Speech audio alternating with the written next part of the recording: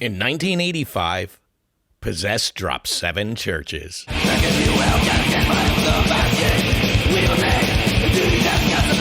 It wasn't thrash. It wasn't black metal. It was something else. Raw, chaotic, and corpse-stained.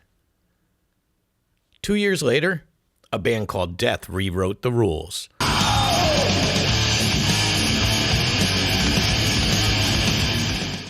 And by 1989, the underground was vomiting up new horrors monthly. Welcome to Headbangers Yearbook, Death Metal, 1980 to 1989. So before blast beats, before pig squeals, before every logo looked like tree branches dipped in bile, there was just noise and rage, and bands trying to make thrash sound uglier.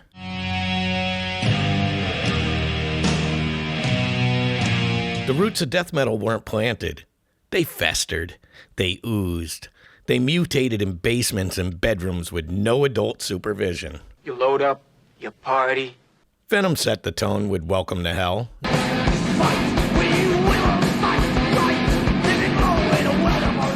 In 1981, it was crude, satanic, no polish.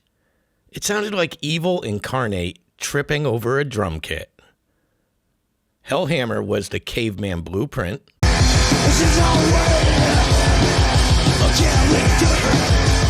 Riffs that barely counted as riffs, drums like collapsing drywall.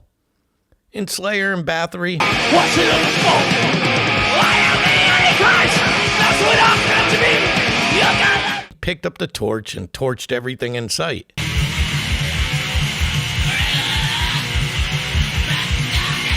Then Kreator. They sounded like they were being electrocuted through their own amps.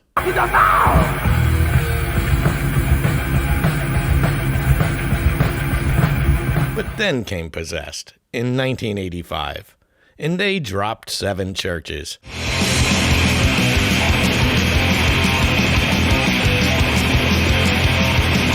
And they had the audacity to name a song death metal.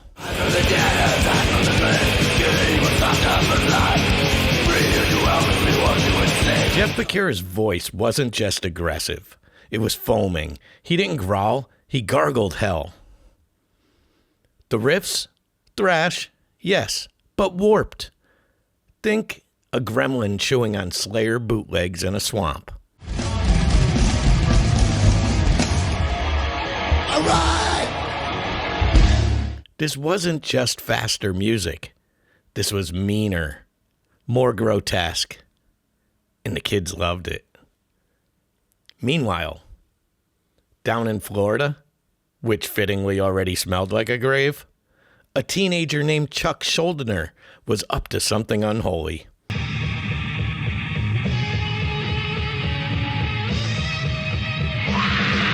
Chuck's band?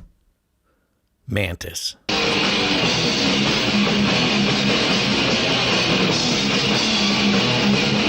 Yes, named after the Venom guitarist, because metal is incestuous and proud of it. His early demos, Death by Metal, Reign of Terror, Live at the Playground.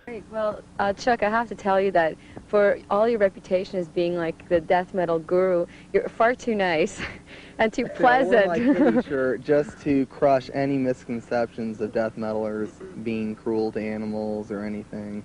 I'm an animal lover. And yeah, you know, people will probably be surprised if they met a lot of bands, you know, especially in this type of music, because everyone seems extreme and, you know, they put on this image, but, you know, I'm definitely whatever trying to break that. Yeah. You know. Sounded like what would happen if you locked a skeleton in a garage with a 4-track. There's tracks like Evil Dead.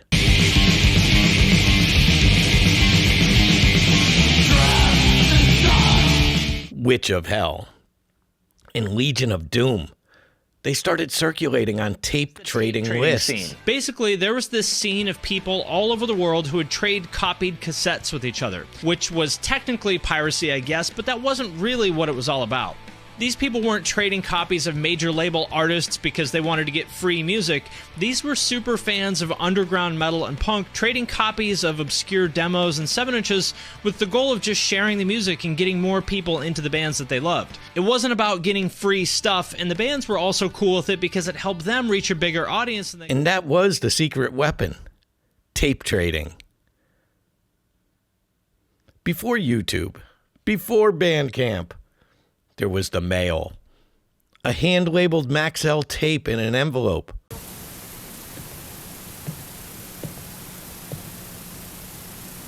The usual, sir. Even after 500 plays, our high-fidelity tape still delivers high fidelity.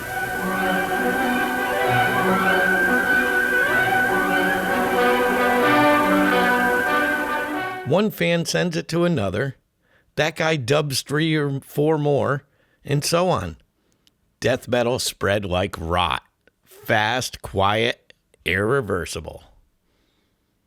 In Canada, Slaughter and Blasphemy were trying to break sound barriers using nothing but feedback and hatred.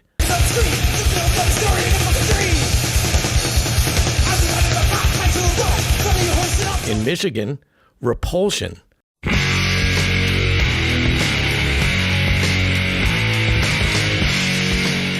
blended punk fury and horror movie lyrics into something nauseating and addictive. Massacre dropped their aggressive Tyrant demo in '86.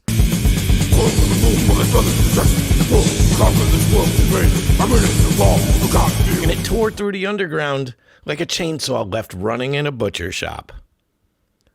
And then there was Necrophagia. Before Gore Grind, before Slam, there was Season of the Dead.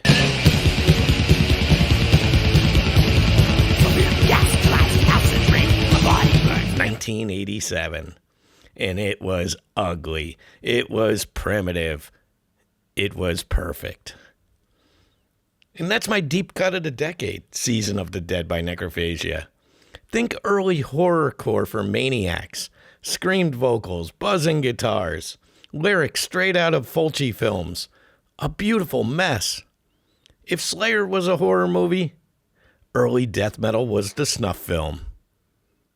No one had good gear. No one had money. But they did have riffs, and they did have reverb, and they had a shit ton of rage. So by the mid-'80s, the riffs got faster. The vocals, uglier. And one state became the breeding ground for the next level of sickness. Next, we go to Florida, where death metal caught fire. Part 2, the Florida Furnace. Welcome back to Headbangers Yearbook, death metal in 1980 to 1989. Let's head to Tampa, the Furnace. While LA was dyeing its hair and chasing record deals, Florida was melting speakers.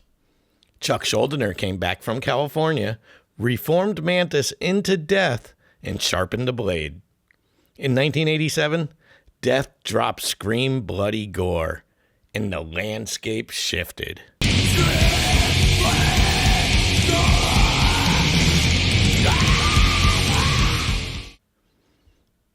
This wasn't just faster thrash. This was open throat, entrail dragging, no apology death. The vocals, they were pure sewer gas. The riffs that sounded like tombstones collapsing on themselves. That album felt illegal, like something you weren't supposed to be hearing. But it sold, and it sold fast. In Florida, went from swampy joke state to mecca of the macabre. Obituary, then known as Executioner, dropped raging death demos and cooked up Slowly We Rot.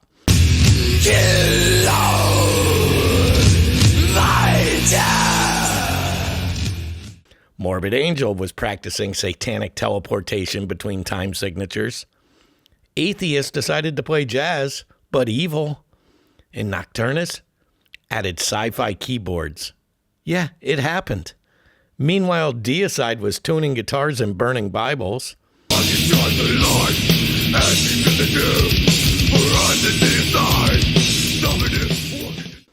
Morrisound Studios became the death metal bakery, and Scott Burns, he was the high priest of brutality. He produced almost everything, every drum hit, like a car crash inside a crypt. And it wasn't just Florida. New York got into the pit too. Immolation, straight up blasphemous density. Incantation, tremolo-picked chaos. Ripping Corpse with Eric Rudin before he joined Morbid Angel.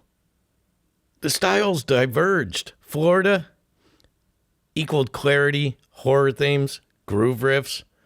New York equaled murk, hellfire, and Caverncore madness. Even in Europe, ears started perking up. Carcass started smearing medical textbooks across grindcore.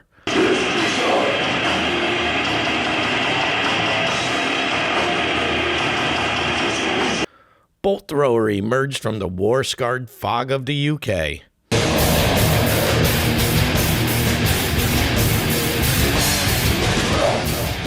And Pestilence in the Netherlands started experimenting with jazzy brutality.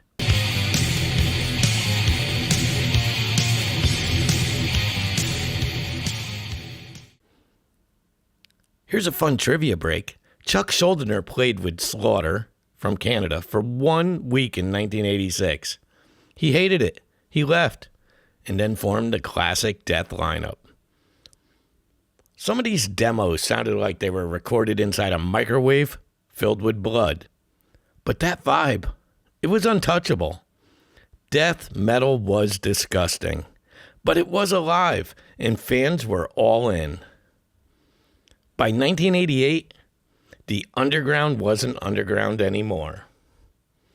It was an avalanche. Labels were finally watching. And in 1989, death metal detonated.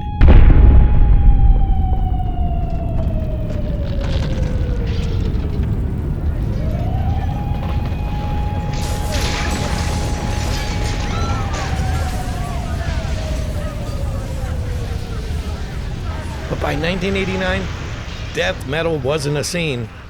It was its own ecosystem. And it was fucking vicious. Obituary dropped Slowly We Rot.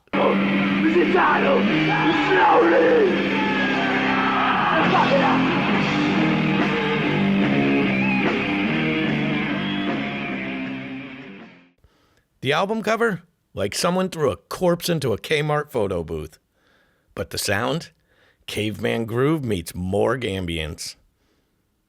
Morbid Angel unleashed altars of madness.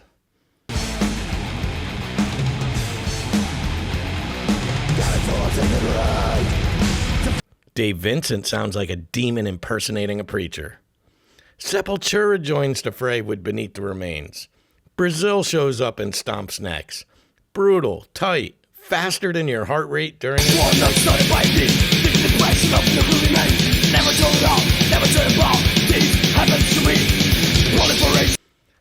Pestilence drops Consuming Impulse.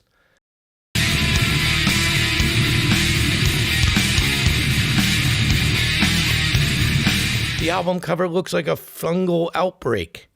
The music sounds similar too. Bolt Thrower gives us Realm of Chaos.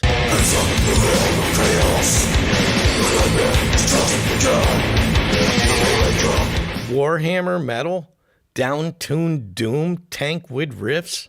These weren't demos. These were albums. Full-length, studio mixed, professionally printed. But still brutal as hell. Meanwhile, new monsters rise. You got Nihilist in Sweden, soon to be Entombed.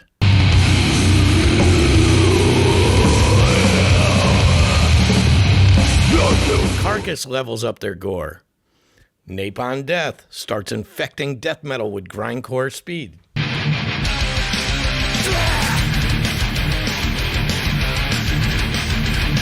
It's a perfect storm. In the media, still fucking clueless. I'm completely clueless. MTV still showing Poison videos. And give me something to believe in. But there's a Lord above. Rolling Stone, busy reviewing Huey Lewis. Power of love is a curious thing. Make a one-man weep, make another man. But fans didn't care. We built the network themselves. Magazines like Metal Forces, Grind Crusher, Chainsaw Abortions, mail order distros run by high schoolers with typewriters, VHS bootlegs of shows taped from someone's cousin's camcorder. By the time the labels noticed, death metal already had its own world and its own rules. Death metal didn't crawl out of the grave in the 1990s. It was already feasting in the 80s. Ugly, unfiltered, unstoppable, and it was just getting started. What's the most underrated death metal record of the 80s?